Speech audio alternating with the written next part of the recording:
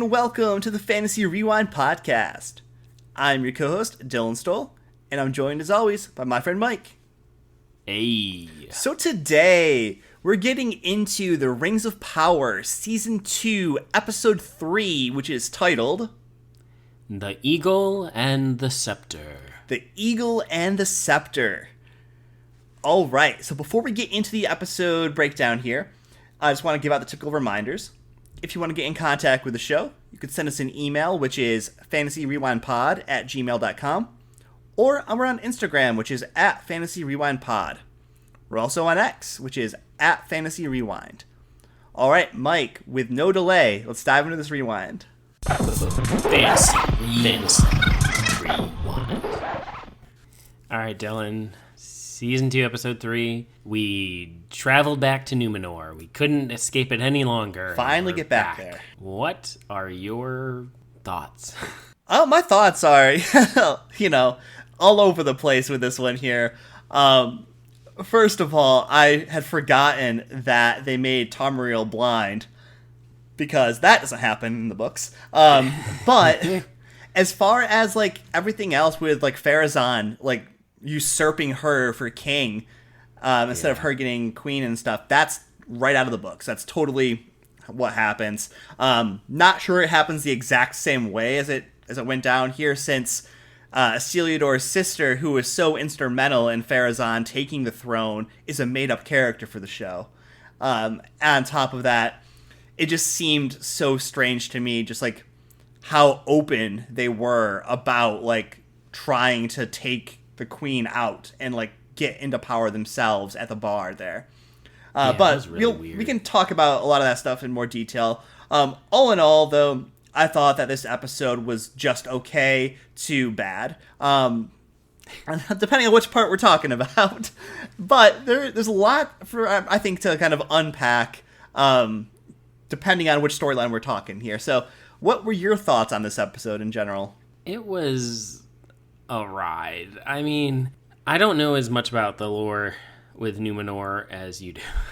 I'll be honest with you, but a lot of it just feels so, I don't know, kind of forced, kind of weird. You were you mentioned with the bar scene. I just sitting there okay, come on now. I don't know. Isildur and his side is interesting, since we have Shelob Jr. and that's actually something I do want to talk about. So we'll talk about that when we get there. But yeah, I'm more interested. We can talk about that right now. Yeah, sure. So I'm more interested in the Isildur side of this story than I am in the Numenor side of the story. So let's start off with Isildur's side there. Somehow, the last time we saw Isildur, he was having flaming ruins fall upon him and burying him in fire and debris. Somehow, he got teleported into a spider den. Which, one of the things that I want to make sure I hit on is something that you said, Shelob Jr. It's really Ungoliant Jr. Because Ungoliant is the name I was really wishing they would drop in this episode. Because she is the spider lord who is Shelob's mother, but is gigantic and is so fearsome that Melkor was afraid of her. And, so she wields a lot of power. And she also swallowed a Silmaril. But that's neither here nor there. But I was really hoping for Arondir, when he shows up, to, drop the name Ungoliant, since I don't know if Isildur would really know it or not. Yeah. But that didn't happen. The one thing that I just couldn't help but do, though, during that opening scene was just laugh my butt off, because I told Amy, I was like, Chronicles of Narnia, Book 3, The Horse and His Boy, a rehash of Aragorn and Brago going on here with Isildur's brave horse going and finding him. It was a little much for that horse to be taking out orcs and just being a beast, basically. Yeah, no, it's a transformer. Yes. It needed to be a transformer. Beast gosh. Wars. Well, what were your thoughts on that opening scene there of the horse going and getting Heliodor? Love that we're getting a little bit more action. Sure. Can't lie about that. But yeah, it was very much reminiscent of Aragorn getting pulled from the water and dragged to Helm's Deep. They're doing a lot. And so this is like, I think my biggest issue is, again, Rings of Power is not made by the same company Right. that made the Lord of the Rings trilogy. And yet you almost could think it was. They're doing way they so do many these callbacks. Yes. And it so much so, what's irking me off is that in like different communities in the Lord of the Rings, they're like, wait, did this really did this happen? Did this happen? Like, they're like comparing like Galadriel from Lord of the Rings to this show. They're comparing Aragorn to Isildur in this show, and the Isildur that was in the Lord of the Rings briefly. Briefly. Like, they're doing all these comparisons, and I don't ever comment, but I'm always just like sitting there and I'm just like, it's not made by the same people. I know it's the same lore-ish. Based on the same lore, at least. Based on the same, there you go. Based on the same lore, but you can't, you can compare them, but like at the same time, you really can't try to connect them. No, you can't try to connect them. The threads are so tangled and thrown all over the place that Rings of Power will not connect to the main trilogy. And it shouldn't, because they are meant to be very different. And I think, if nothing else, Rings of Power is making sure we know that it is a different telling of this story, for good or ill. I don't know if they're doing a really good job of that. I mean, I think it's bad enough that, to me, it's obvious. But, for casual fans, Sure. casual people who aren't going into it that much, I don't think it's doing enough to really make a distinction. And Yeah. I think it is leaning into, okay, well, if we make these kind of like callbacks, like this horse being super, and all the, like these lines and like these, like when the elves had their rings, like that's almost the same exact shot that was in the Lord of the Rings when it showed the three with the rings. Like, I think they're doing that very purposefully definitely. to make that connection, to hit that nostalgia in a way, and to drum up business, if you will. And I don't hate it, because like, to me, like, I still get a little warm and fuzzy, like, oh yeah, it's like from the trilogy, but I think it's doing a disservice for the lore overall. I would agree 100%. And I think what's sad about all of this is the fact that a show that it has this much of a budget, a show that has this much lore behind it that they could choose from, is basically having to rely on throwbacks and callbacks to a movie series that came out over 20 years ago, and in order to make fans happy, because the product that they're putting out there just is a far, far inferior product. It's just, I don't think that the show should have to rely on that, but it does. Yeah. I mean, and I will say, again, the show is visually beautiful. Yeah. If you parse it away from the movies, I think on its own, it's an enjoyable fantasy romp. But I think the problem, and this is sort of the same issue I've had with Wheel of Time, 100%. And I've had to really disconnect the show from the books for Wheel of Time. They've slapped that IP on there, and by doing so, you have expectations as a fan of that series. And those expectations are just not being met. By itself, if you just call this generic fantasy show 1, it's enjoyable enough. But it's very enjoyable. It's beautiful. It's gorgeous. Yes, but Again, then when you visually, add that this Lord of the show Rings, kills it. then when you add that Lord of the Rings title, though, and you have the expectation that the actress for Galadriel is Cate Blanchett, except it's not. Nothing at all like her. But yeah, I mean, this is neither here nor there. This is an overall criticism of the show and the series in general. Getting us back more on track to the episode at hand here. Can I talk about the Hill Troll? Sure, yes, please do. The Arid Mithrin, the killer of stone giants? Yeah. Eater of dragon bones? It just made me think of Game of Thrones. I know. He arrives holding, like... A severed orc head. Yeah. And he's asking for Sauron. And we... Apparently the name of this show is Everybody Hates Sauron. Yes, it's very interesting. That was very interesting. Now, I'm kind of good with that. You want to move on unless you have anything else to say. But No, I did think it was kind of interesting. Let's get over to Celebrimbor and the visit with the dwarves, yeah? Well, hold on. Let's stick with Heliodor. Let's ride out his storyline here. So I'll let you take it off the rails here. Okay. So we have Heliodor and what's his name? Barrack, right? Yeah, the horse, something like that. Make their way across this, corpse land, if you will. Made me think of the Dead Marshes. It was really interesting, right? And then he gets stabbed when they think he's an orc. Oh my gosh! By this one chick who's been hiding out in this cart, and she's like, "Oh, sorry, I thought you were an orc." Talk about a meet cute, right? Totally. So, interesting fact about this character here. I forget her name, but I did a little looking up because I was just curious. Estrid? What was it? Estrid, okay. But yeah, I did a little looking up because I was curious. I couldn't remember the answer to this question. I was like, what was the name of Heliodor's wife? And the interesting part about it is that although Heliodor has children, his line goes on, his wife was never given a name in the lore. So it could be this Estrid girl. And like you said, meet cute throughout this episode. They're totally vibing each other. And Amy she was saying the same thing. She was like, oh, do they get together or something? And I'm like, I don't know. I mean, we'll see what the show does here. Funny enough though, like, they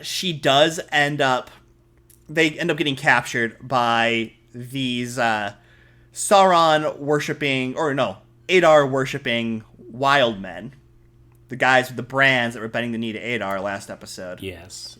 And then in comes Arondir, just like coming in like Legolas on steroids, taking everybody out, flippity floppity, doing all kinds of stuff. And R.I.P. to his love, his light, Bronwyn. Yes, thank God she's dead. And I say it that way because, again, like, elf and man relationships, whichever way it goes, is a very, very uncommon thing. The only two that, like, the only three that I know about, there is Aragorn and Arwen.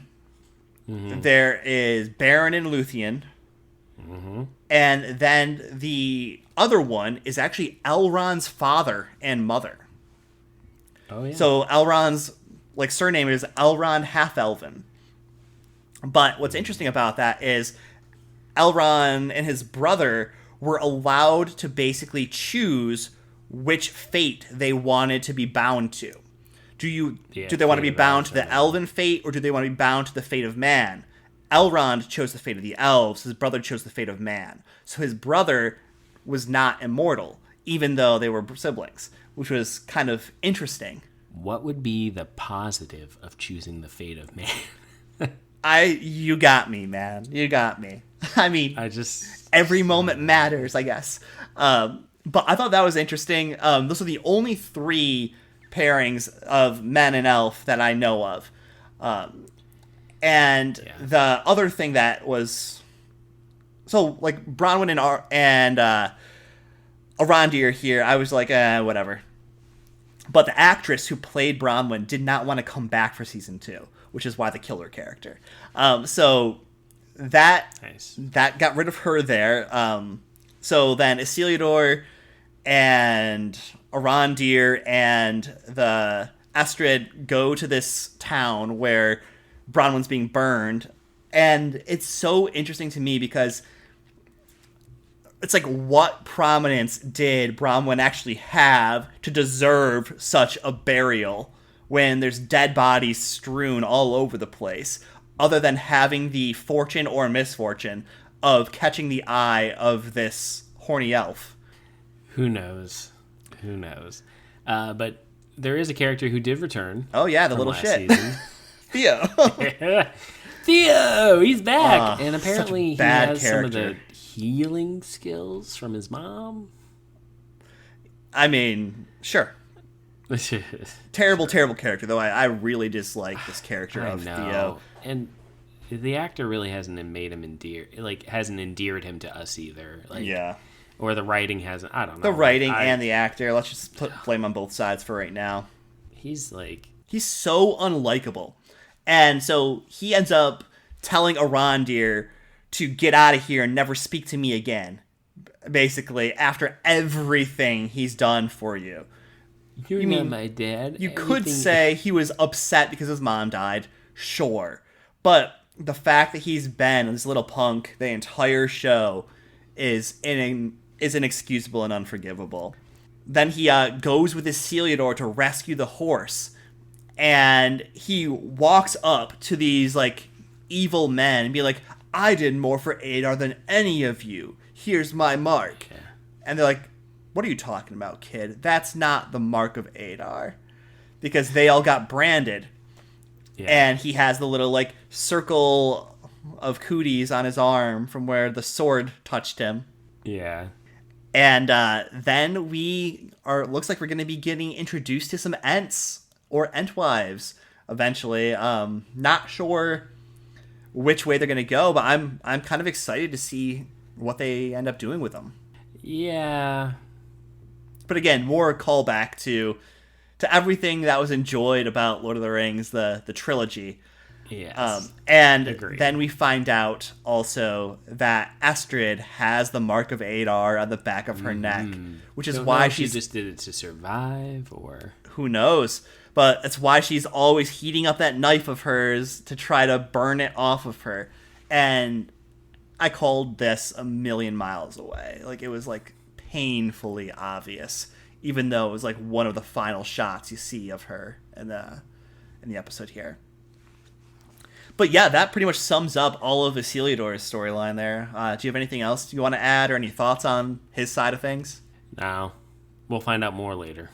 The one thing I will say that I did enjoy about this storyline is that Isiliador doesn't seem to be this incompetent little twerp like he was in the first season of Rings of Power so far. As far as, like, he's willing to, like, go out there and rescue his horse, who's loyal to him and shows loyalty back to this horse here that he has. And he's willing to go back for Theo when Theo, kind of, like, sacrificed himself there. We haven't seen him, like, fight too much yet. And, like, he kind of got taken out pretty easily by the wild men, which is pathetic. But he has shown more character in this season already, in this episode, than he did all of last season, in my opinion. Yeah, that's a good point, and I didn't really think about that, but yeah, you're right. His change from the first season has been good in that regard. Let's hope that he continues to improve and does not regress, Totally. as some characters are wanting to do. All right, you want to talk about the dwarves now? Let's do it. Okay, so we have, Celebrimbor sent out an offer to Durin the Fourth. Yeah.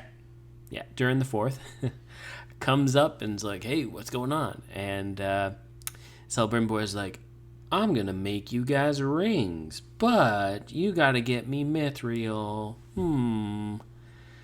Like, that couldn't be a bad deal at all. These rings are really gonna help your kingdom and stabilize it. And Durin's kind of like, I'm not so sure about this. He dismisses it as jewelry, fancy jewelry that he doesn't need, and rightfully questions, who the heck is this Anatar guy? Yeah. And Anatar does some deception work here, doesn't he? Oh, yeah. Lying about knowing Elrond, lying about, like, things that Elrond has said Gil-galad. about Durin, trying to feed Durin's Gil-galad. ego. And Durin's like, I smell BS. Yeah. And that's great. Dwarves are resistant to evil. That's why the rings didn't turn them into little ring wraiths. Yeah. Now, it did amplify their greed, Yes. but, can't all be perfect. But, they didn't turn into little ring wraiths. So, Anatar did do something really interesting. He told Celebrimbor that Gil-galad doesn't like the give dwarves these 7 really powerful rings plan, right? And that sort of flips Celebrimbor a little bit. He kind of gets under his skin there. Right, and he takes steps farther than what Sauron could have even hoped for, which is basically writing to Gil-galad and lying straight up to him, saying, like, oh, nothing to worry about here. We're all good. I'm shutting down operations. No sign of Halbrand or Sauron here. Probably didn't say that last part, but basically tells him... the Sauron part. Yeah, he's done with the ring making. He's not going to do anything like that anymore, and he will join them in Lindon when he's able to. Which, is all pretty much straight up lies. And you just see Sauron behind Celebrimbor, just kind of like looking like, this was easier than I thought. It's like basically playing up to Celebrimbor's ego again, and he's just falling for it hook, line, and sinker. And I like it. I do like that because that's how Sauron should be, right? Mm-hmm. This deceiver and like manipulative, and they're doing that well, I think. Yeah, I mean, they're making people fall for his tricks well. Whether he's convincing or not the audience is a whole other story. But after leaving, though, Celebrimbor's little forge there, Durin and his wife it was just Durin, meets with his father. Yes. He basically apologizes for everything, tells him that he was right, tells him the news and the offer from Celebrimbor, and all of a sudden, this king who was adamantly against the mining of Mithril is like, let's do it! And just goes in hard. Weird, right? So weird. They both sort of like switched on They did. Which made no sense. No sense at all. And I know like their kingdom's in the heart space. So I would understand that, but at the same time, like, it was during the third, like, dude, you were like, no, don't do this. You disowned your son over Mithril. And then and now you're like, let's just dig for it. Yeah. He comes and he's like, Dad, you were right. We shouldn't touch this stuff. And the dad's like, well, maybe just a little bit. So. Oh my gosh. Ridiculous. Yeah. Ridiculous. Oh, we didn't hit on, though? We didn't hit on the eagle. Oh, we haven't talked about Numenor, technically. I know. I don't really want... If we're being honest, I don't really want to. Well, let's wrap up the dwarves here first. Okay. So then, during the third and fourth, and some other dwarves, it looks like, go to Celebrimbor's forge and give him this tiny little lump of Mithril. And before Celebrimbor adds it in, who grabs a hold of it but our buddy Sauron? And I loved this, actually, because like you don't see him doing anything, but like he holds on to it in his palm, the Mithril, and he's basically imbuing the Mithril with whatever spell and curse or whatever he needs to in order to gain dominion over these rings that are about to be made from this. So I loved the fact that it was subtle and he did this, and it makes total sense to me about how he controls the 7 dwarven rings and the 9 rings of men. Yes. And so we can expect pretty much the same thing to happen to the men's rings. Right.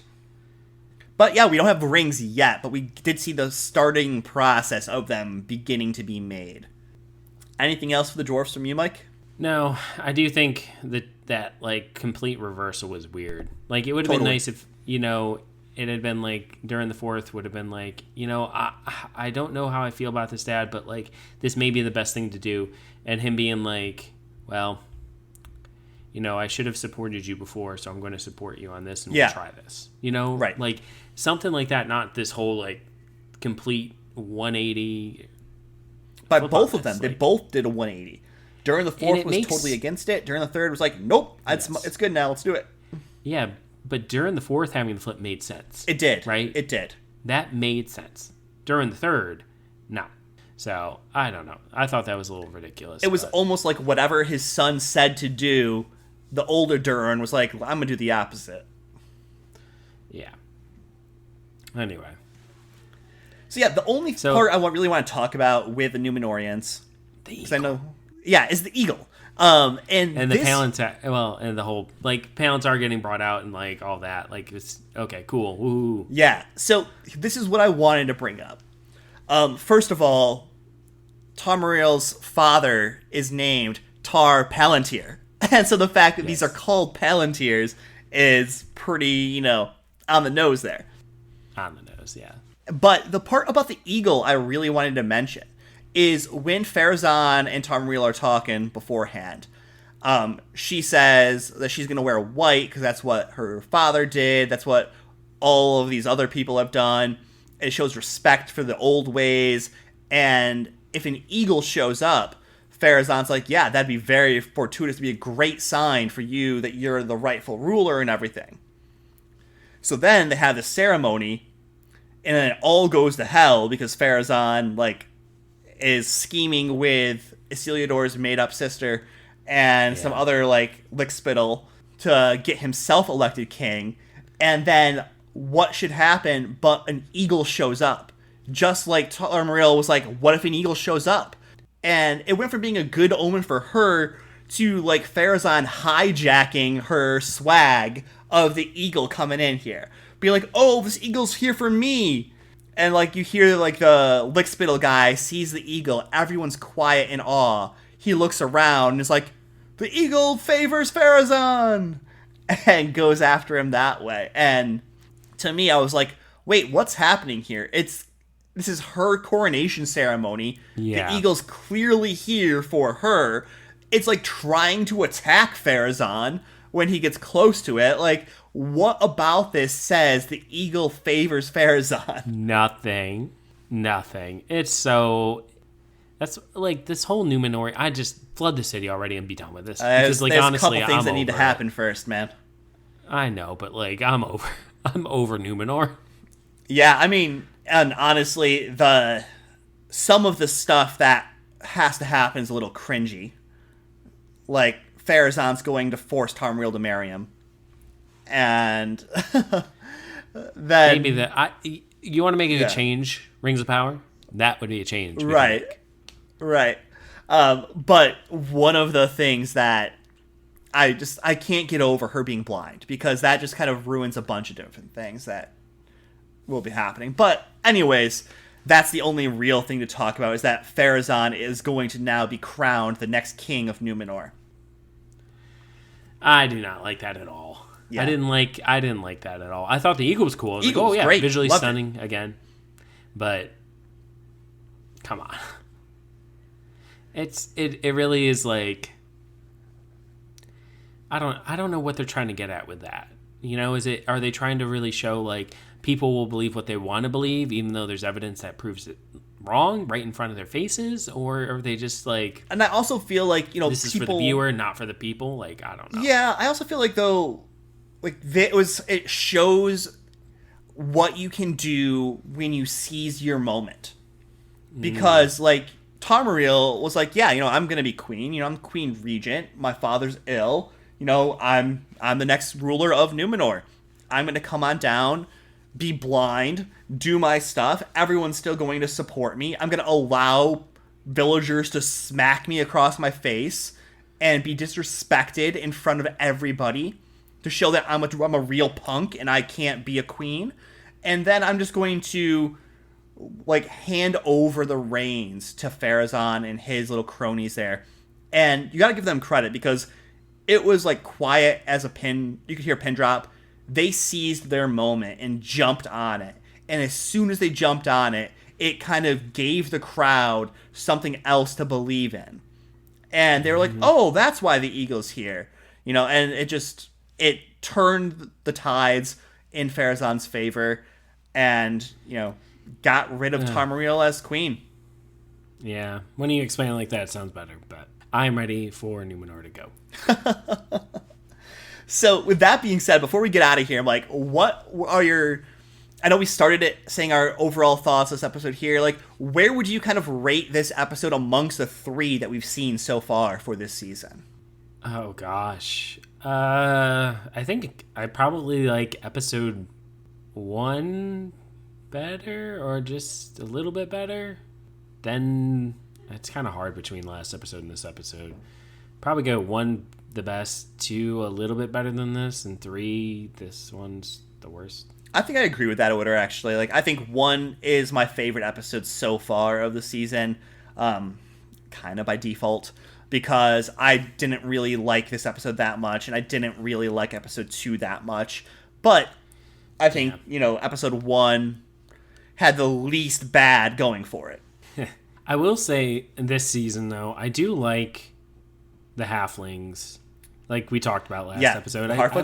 I like them. I like that they're away from the Harfoots. They're kind of, because that's very much like Lord of the Rings adventure. Totally. And I think maybe that's why, but I do like them, and I think the actors and actresses there do a really nice job. So yeah, I think they're going to be the storyline that, at least right now, I'm most interested in. Though I think Elrond will probably be intriguing.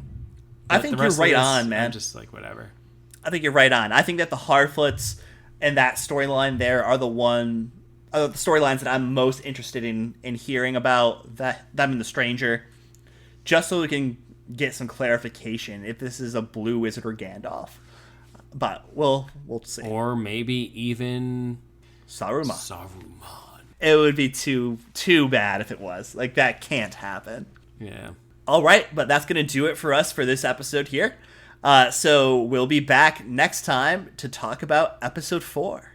It's going to be 2 nerds signing off. See ya.